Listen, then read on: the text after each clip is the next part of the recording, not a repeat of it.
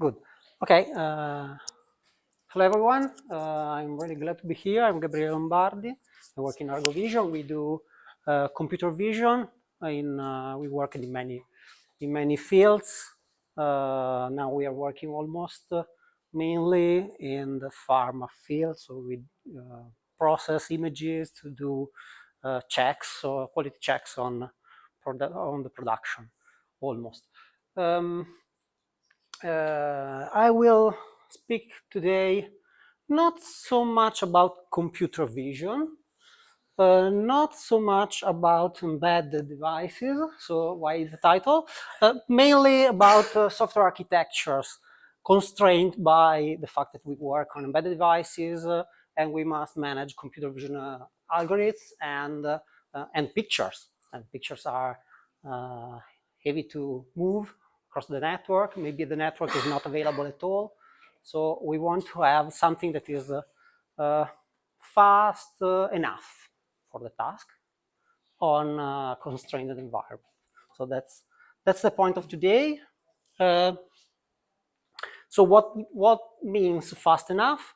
Means that we wish to have the right latency or the right throughput depending on the application. And we must use just local resources. So we will not want to scale in the sense of adding hardware to getting something faster. Obviously, these kind of applications are CPU and GPU, VPU, and whatever intensive. And we will consider them as a composition of building blocks because that's it.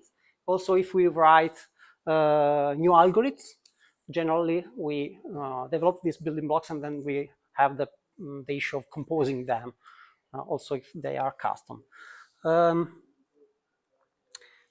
We will take a look to a toy problem, a really easy problem that is having a video stream from a camera, detecting faces, and on those faces detecting facial landmarks. Okay, that's something we used. We also developed from the algorithm point of view, so a face detector and landmark detector, but that's not the point for today. We have the building blocks already made by someone else, and we just want to compose them, identify the best composition depending on our task. So the problem is made up of components that are interdependent and that may have different priorities. Maybe we want to have landmarks if possible. When not possible, we want to have just the face detections as an example, and with different time constraints. Okay, so how to do that? Just one point, you will find the presentation, the demo code on GitHub. I will not show you all the code because I think it's useless, but you can browse it, or if you want for change or request, do whatever you want.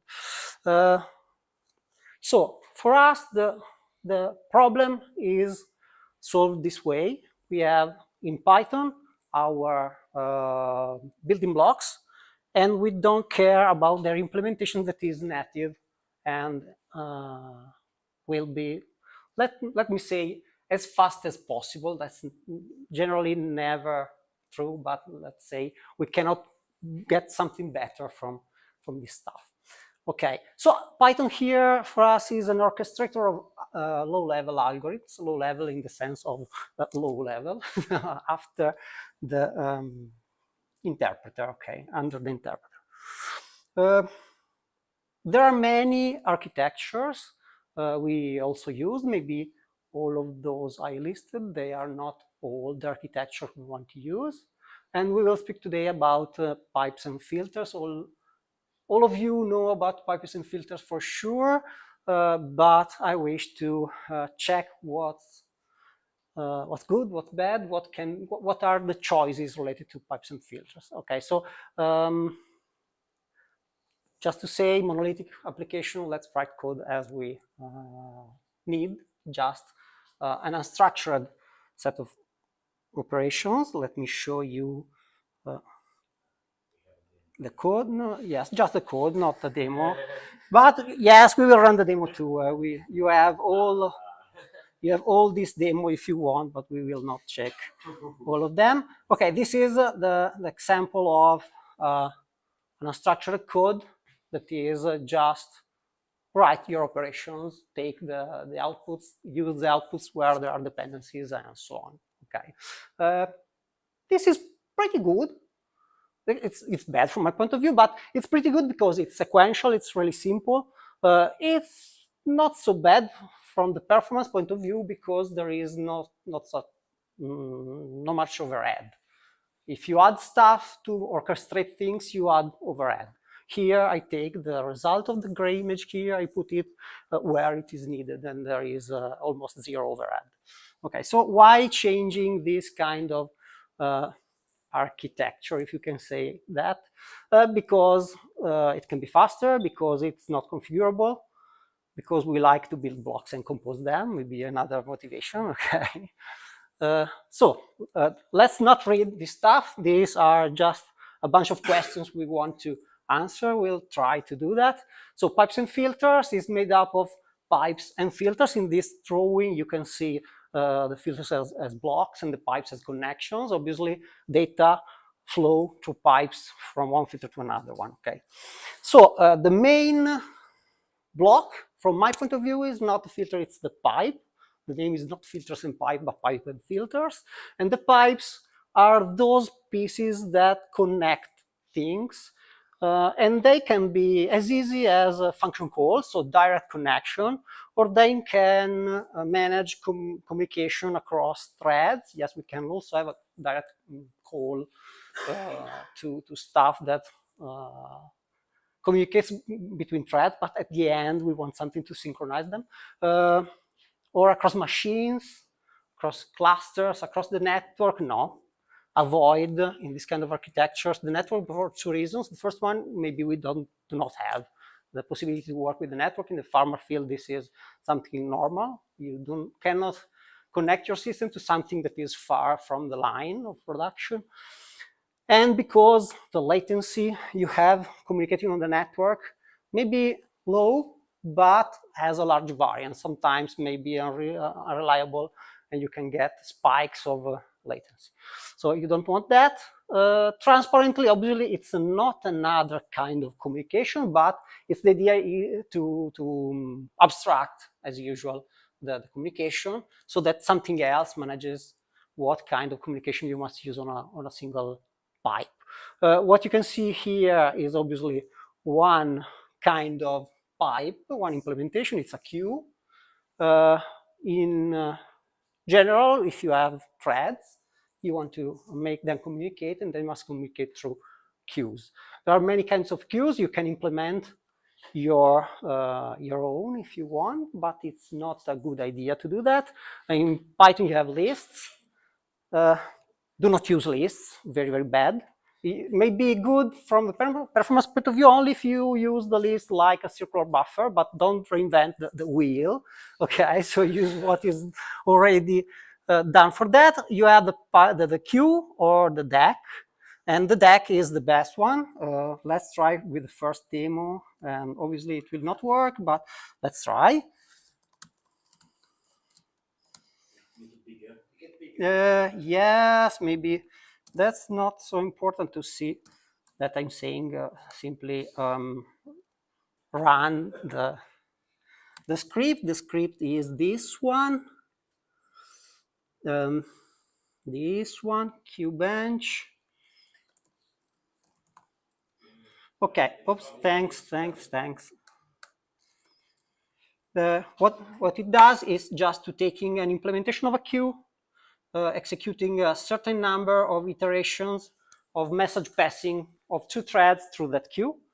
And we are trying to use these implementations, very simple implementation by means of a list. You can quickly pop from lists, but that's not so quick to insert at the very beginning of the list. So this is very slow. The queue and the deck are already have the operations we need. Okay, so let's try with some number of elements. And for the list, poor list, we cannot run all the tests because it's too slow. Let's try. just to see a result. If you want, I can make, but I think it's not so interesting to see numbers. It's better to see the graph at the end. Can you see? Can you see that the list is super, super slow? The queue is good, but if you want to avoid overhead almost, the deck is very, very close to zero overhead. It's not zero, but it's very, very close. So this is the deck, how it performs. The queue, it's bad with respect to the deck, but it's working, the list on spikes. This is a log diagram. If you look at it without a log, you see that these two are linear, and this is not, okay? But every point will be pushed over there behind the origin, so the graph was bad. Okay, so let's go back to, okay, so use DEX for sure. Given that we have now some pipes, we must identify the right way to connect our filters with those pipes. So we have many topologies we can choose from. Wow. I have a question. Better. Yes? Before we move forward, you said we are going to manage transparently. What does that actually mean? Like the pipelines are managing or the filters are managing the flow? We will speak about that in a few minutes. Yes. Let's speak about the topology now, and then we will speak about the flow. So pipeline generally is associated with a pipeline pattern that requires to have a chain, simply a chain. What's good about the chain? What's bad about the chain? We are limited, obviously. But what's good about the chain? It's really simple to manage from many points of view. DEC and queue are multi-producer, multi-consumer queues. But here, eventually, we need just the single producer, single consumer queue. And there are implementations that are also lockless, so it can be really, really fast. But no, let me go back. Also here, we must ask ourselves some questions about the task. So this is an architecture that can do two things.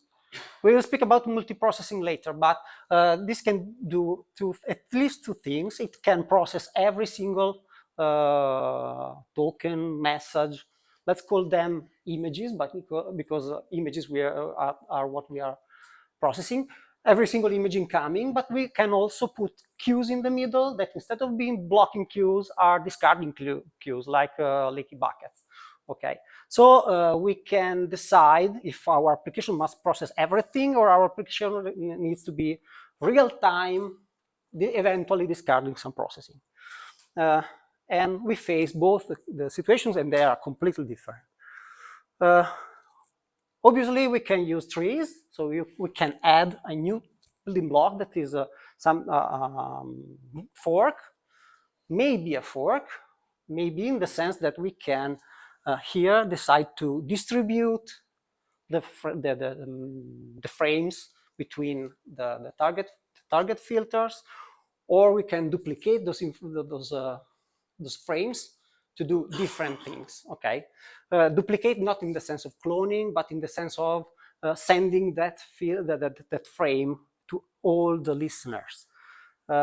Obviously, I said listeners because one way to implement this is to using the classic pub/sub, the pub/sub pattern or observer or whatever you want.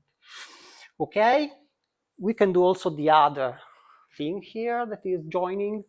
Joining means that we can here do two things again. We can let frames flow and pass through E without syncing, or syncing in pair. Consider as an example an application where we are working with two cameras working together, and we want to do comparison between these two images to get a depth map. To do that, we want to work with both frames. We can calculate this disparity map here only with the two frames together.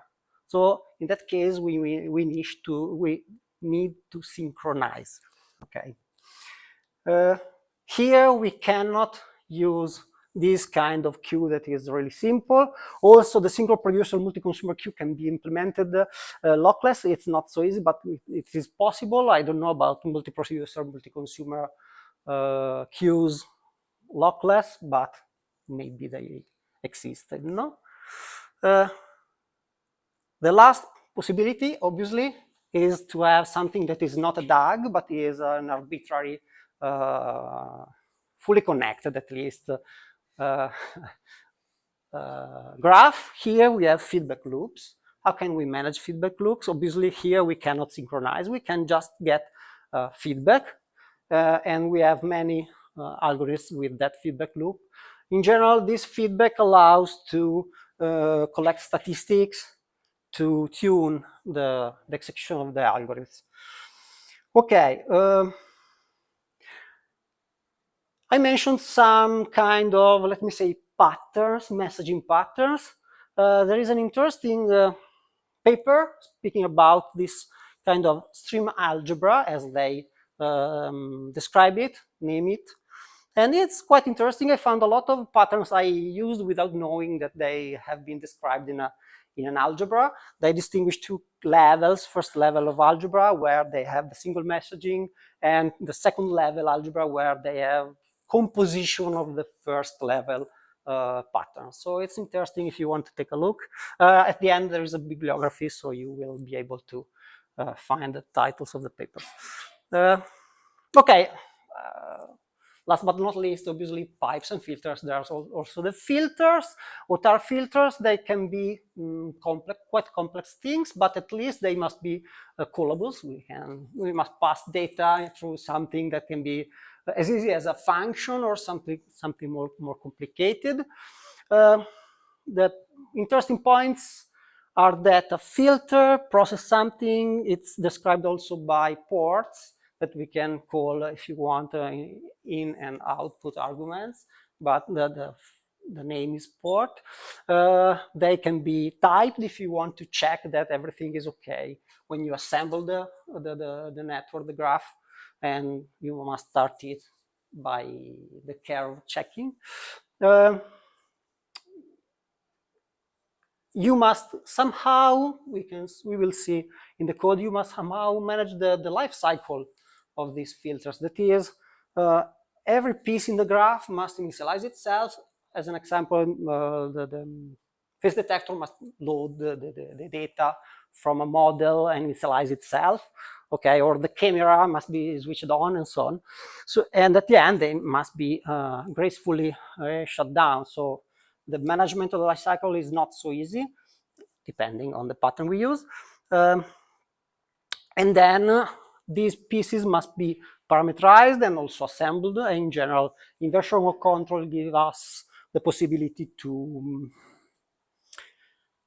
create pieces that are building blocks, simple building blocks, and assemble them to solve different problems on different deployments. Okay. One point that is interesting, as usual, is that stateless is better than stateful, and stateful, in this kind of application, stateful must give some guarantees. As an example, if we collect frames to do something, as an example, clustering, we want to cluster the pictures that arrive. In general, we use the clustering to prevent processing things that are very, very close to one each other, or collect data sets to do training of neural networks, reducing the correlation between pictures. These kind of operations must guarantee that the maximum number of pictures retained is bound. Otherwise, our processing can get spikes of memory and drops down. Okay. Flow management, you asked about that. Flow management means we need something that makes the pumping data around. Let's say also here we have different possibilities. The obvious one, the easier one, is pushing. So there is a source. The source in our case may be the camera. Okay, the camera gathers data from nothing. In our case, from the device drivers, whatever, and pushes in the graph the frames. This means that we can run it simply by taking the source and pushing the requirement for a start. Here we are giving the source a frame to process. What is a frame in this case? A frame is a container with the image, maybe, but in general with data. Okay, the data are collected during the processing in the graph. You can see this pattern called also whiteboard. We threw a whiteboard inside the graph, and the whiteboard is written by the filters so that every filter can find the data it needs written by the previous filters. Okay. One way to implement this is by means of a simple abstraction. In this case, we're using a class.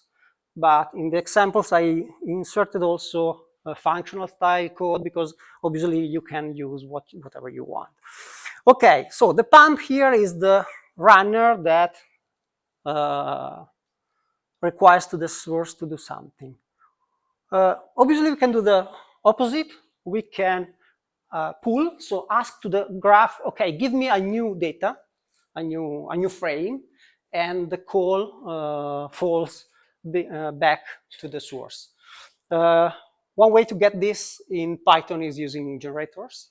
That's pretty easy. So the runner pulls from the last steps inside to the source. The source produces the frame, and the frame then is moved up to the runner.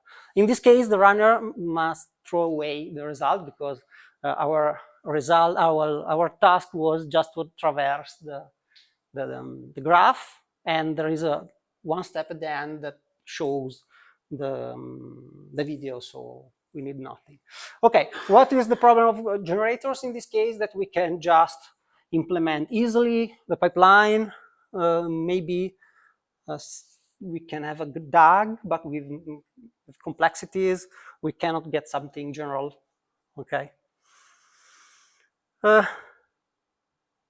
Generally, neither pull nor push are pure. Somehow there is always a pull-push case. So there is something in the middle that pulls data from one side, maybe the source from the camera, and pushes the result, the data to the rest of the graph. For sure, this happens always if you have a queue between graphs. So you have at the end of the thread, let me say, boundary, a tool that must push into the queue. So if your architecture is pull, you must pull from the graph and push into the queue, and vice versa on the other side. Okay. Another possibility is to use events. You can use events both in the push manner and pull manner. What I want to say here is that the event bus can be a component that allows you to decouple the filters, decouple the presence of queues, decouple in general the messaging issues. And you can configure the event bus to connect things. Okay, this is another solution. Obviously, this gives you flexibility. In general, you lose in speed, depending on the event bus you use.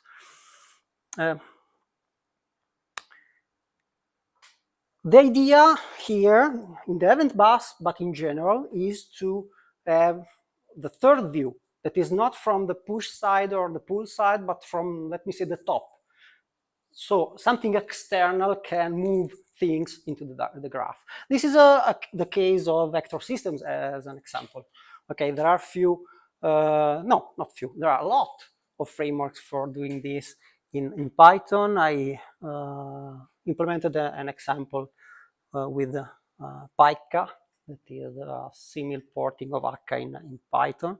It's not fully featured, but I tried it just to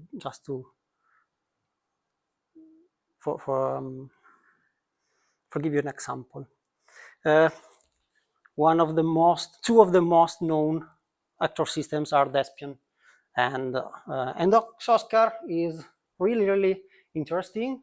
Is something that today is very good for the field of deep learning for sure, because it's device aware. It allows to move the processing on the devices having the needed hardware, such as an example, GPU. Okay, maybe we want to move the processing, so we move an actor where the CPU is present and free, and it's something Scalar can do.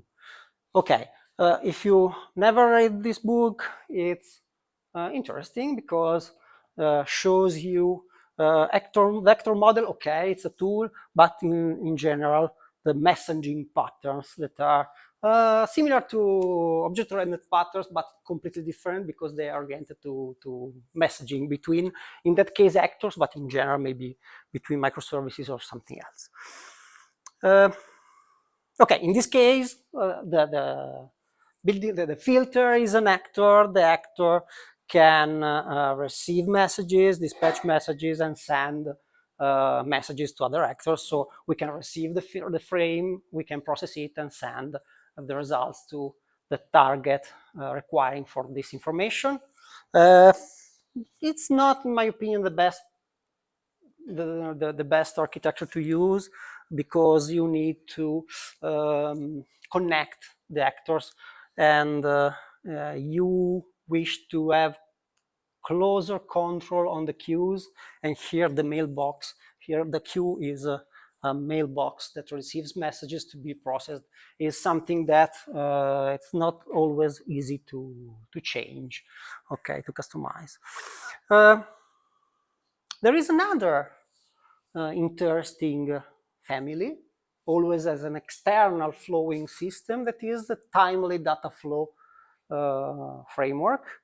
Timely data flow inserts time in messaging. This means that we can have, as an example, a graph that is that has cycles, okay, and we can process data because we receive them with a generation timestamp.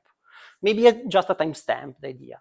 But in many implementations, like the Naiad from Microsoft and timely data flow in Rust, this is just a number, an integer number.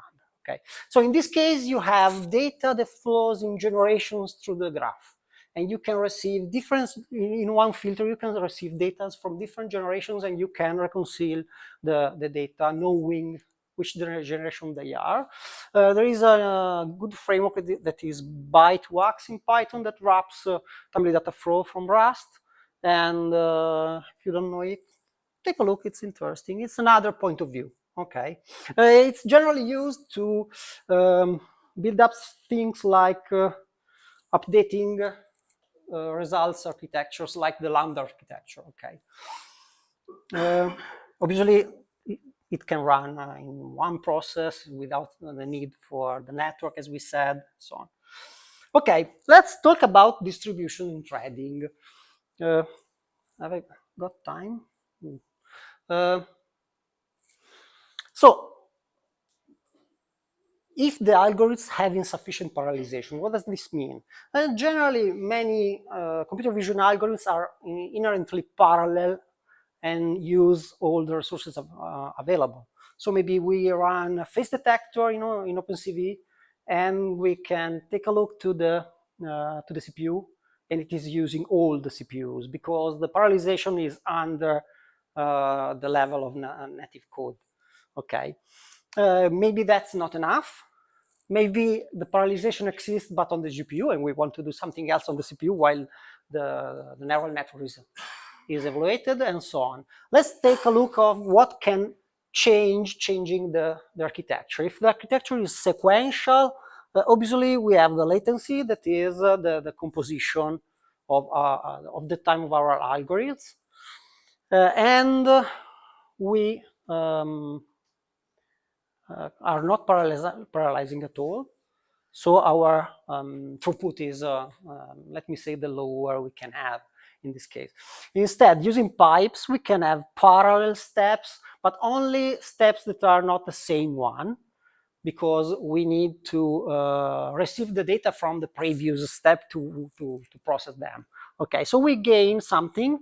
We can gain more if you allow to have the same algorithm run in parallel too, and this can happen with asynchronous architectures like the async.io in our case. Okay, in general, if we use the oh my gosh, I will say it later.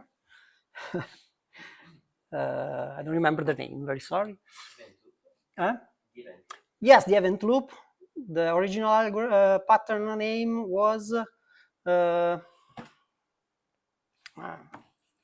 later. It's the same pattern. It has many names. I will remember. Maybe there is written in some slides. Okay, so threading. What we can do? We can have different level of where the threading is placed, where the parallelism or concurrency, depending, is placed. Maybe at the filter level, as we said, face detector in OpenCV is parallel. It's already working with many threads. We can have, obviously, one whole graph per thread. So maybe we have many threads working, I don't know, with many cameras, and each one can be parallel.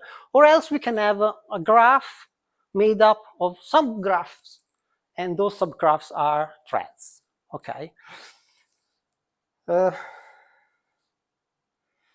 If this is not enough, in general, maybe you must revise your problem or your hardware if we cannot use other kind of processing devices. Okay. Let's see. The Gill. Okay, this is very bad for performances. We want to parallelize, and there is a Gill that makes our threads not really parallel, concurrent, but not parallel. What can we do? Nothing needed, because there is an API obviously to release the Gill. That is this one. Okay, there is a macro used in CPy. This is CPython as an example, the most used implementation of Python. What? Okay, the most used implementation of Python. There is a couple of macros in C that allows to disable and re-enable the Gill. The opposite of a critical section. So the critical selection is outside, and inside there is the code that is unsafe. And NumPy, ShipPy, OpenCV, and many other have algorithms that generally release the Gill. So we are here in our application, we have threads. These threads are not really parallel, but if we use operators that are from NumPy, OpenCV, and they are parallel, and they release the Gill. Not all operators release the Gill, but many, most of. The tasks in this case are really parallel, so we can exploit the hardware anyway. And if this is not enough, wait for Python 3.13, because the Python enhancement proposal 703 is accepted and says that the Gill will be optional. Okay, we will be able to compile Python without the Gill. Okay, so the Gill is not an issue. We can have blocks that are parallel. What is another issue we will face? The fact that these threads can be unbalanced. So we can have threads that are faster to work because the algorithms are simpler, and some threads that are the real bottlenecks of our pipeline. In this paper, T-Time proposes many things, and one of those is to adaptively change the topology of our graph, combining those threads, those filters, let me say, that are too fast, or splitting those that are too slow, or balancing the load, replicating some filters. Okay. Okay, this is one possibility. We obviously can do this offline, designing our algorithm.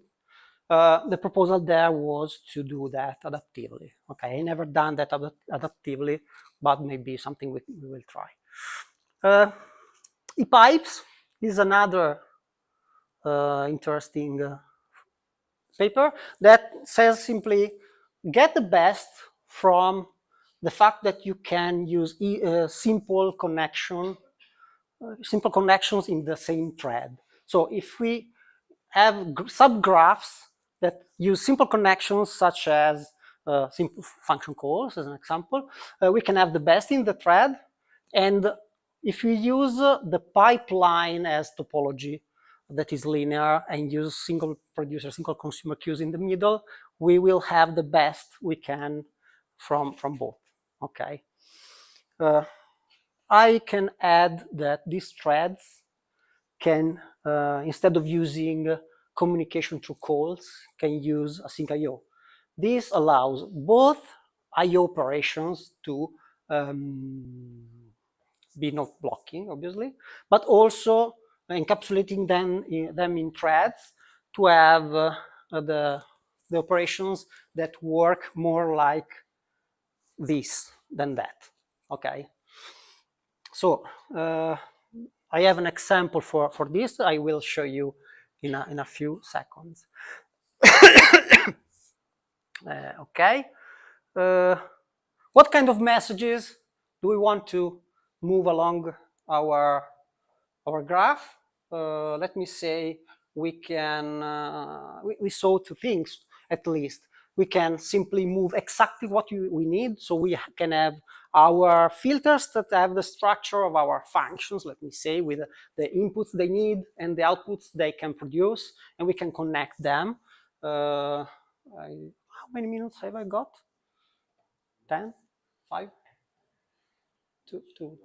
2 years? 5, okay. So this demo, you will try it by yourself. And another possibility is to use generally the whiteboard. So you have one message born in, together with the source, and this message is passed, then the data are collected. This kind of solution is obviously easier to use than the complex connections related to every single need of the filters on each other, but be aware of memory usage. So it's tricky from the point of view of memory usage. Okay. Sorry, I have no time. I can show you this example, just this one. So subgraphs. So consider to have something like this.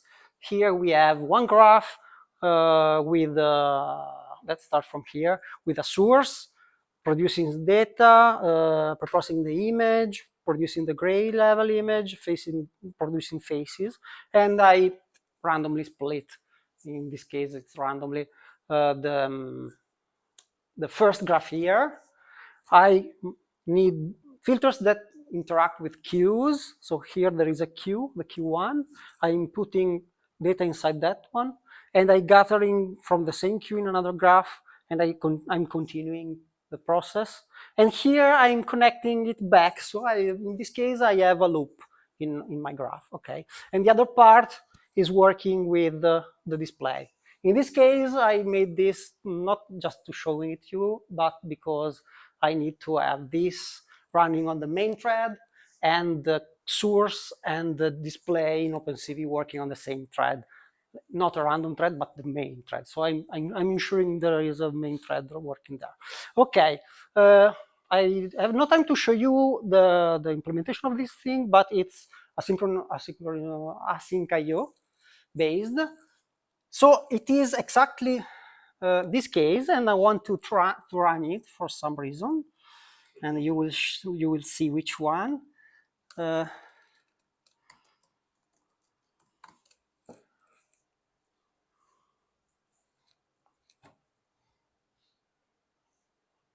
If it runs, okay, it's running. And can you say what's going on? What's going on here?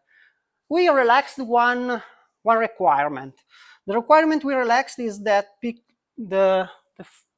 using async IO, here we are not granted about the sequentiality of the frames.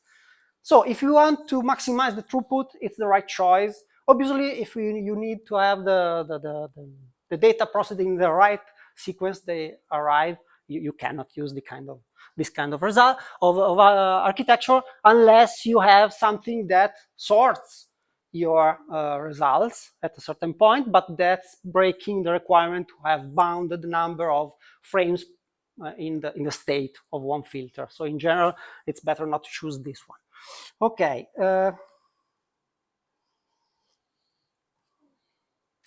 Okay, assembling means shortening the explanation of having a configuration file, using a system that allows us to do inversion of control or dependency injection as you want to say. We use Hydra for that. There are many other tools. Another possibility is to have auto wiring. That is something that you can see in Spring as an example, but in general, it's not so difficult to implement. So you can have these filters with the ports tagged, and you can automatically identify the connections using reflection. Okay. Okay. In general, takeaway. The takeaway is that architectures managing explicitly the processing graph are very useful because they allow us to configure them, to easily manage the concurrency, easily manage the bolts of our architecture. This is one picture from the T-time framework, and I here represented both the structure of the graph and its execution as a set of stages described in a configuration made up of input and output ports connected by pipes and traversed by a traverser during the execution managed by a scheduler. So as you can see, it's super clean. Obviously, pipes can be distributed, synchronized. In their case, the distribution is something admitted. In our case, generally, it's not. Okay. So it's 21:00.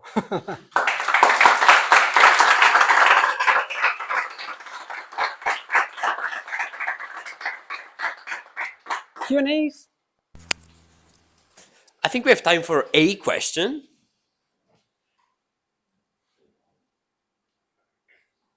Okay. I think that is more than enough. Thank you very much, Gabriele, for your I hope you enjoyed very talk. Definitely. Thank you very much for Cesare for his talk on Kubernetes Better. Thank you. Thank you. Thank you very much again for Mia Platform. And we are going to eat now later. Exactly. So for Mia for hosting us, we're all going to the dark pub. What's the name again? What was the name of the pub again? The Ghost Pub. Okay, we're going to eat and drink at the Ghost Pub. So anyone who's interested in joining us, it's like here at the Macchini station. Macchini, giusto? Yes, it is. So thank you very much for tonight. Thank you very much again for the nice hospitality of Mia Platform, for the introduction and keeping us here right until the very last minute. I think we'll see you again in December, so just stay tuned. Thank you very much for tonight.